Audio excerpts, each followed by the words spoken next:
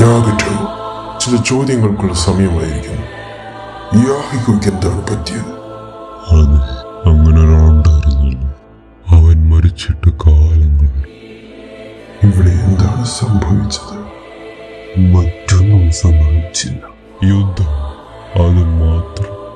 അനേകം ജീവനുകളാണ് മണ്ണിൽ പൊലിഞ്ഞത്. ആ വേദനകളെല്ലാം തന്നെ എന്നെ വളർത്തി. ഒരു നിഷ്കളങ്കമായ പിഞ്ചു മനസ്സ് പോലും ആ വേദനകളാൽ പക്വത പ്രാപിക്കും. അവരുടെ ചിന്തകളും വിശ്വാസങ്ങളും മുതിർന്നവരെ പോലെയാകും.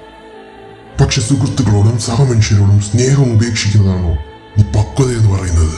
സെൻസേ, എന്റെ വാക്കുകൾ അങ്ങേക്ക് മനസ്സിലാകണമെന്നില്ല. കാരണം അങ്ങ് കേവലം ഒരു മനുഷ്യൻ മാത്രമാണ്. പക്ഷെ ഞാൻ ഈ അനന്തമായ യാതനകളിൽ മുമ്പ് പക്വത ആർജിച്ചത്.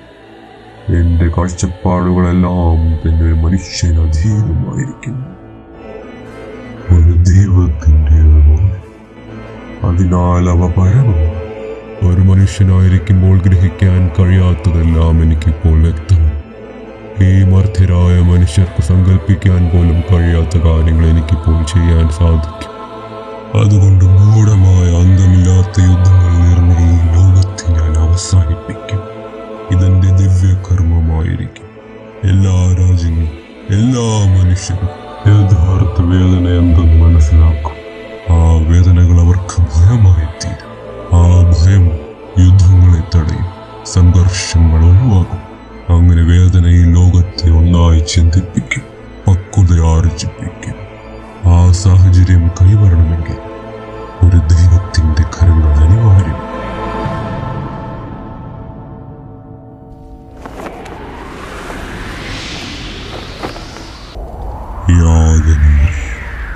യാതന അനുഭവിക്കൂ, യാതന സ്വീകരിക്കൂ.